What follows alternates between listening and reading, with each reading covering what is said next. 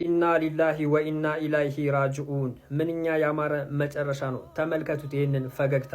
ጀዋድ ሙሳ ይባላል። የወላጅ አልባ የቲሞችን በመርዳት የሚታወቅ እጅግ በብዙዎች የሚወደድ ታላቅ ሰው ነበረ።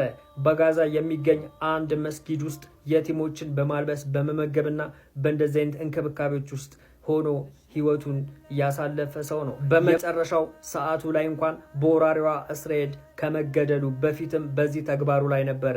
ሱብሃንአላህ። ከላይ በፎቶ ላይ እንደምትመለከቱት የመጨረሻ እስትንፋሱ ስትወጣ ሻሃዳም ሲይዝ በፈገግታ ተሞልቶ እጅግ ባማረ ሁኔታ ላይ ሆኖ ነበረ ወደ ማይቀረው ዓለም የሄደው።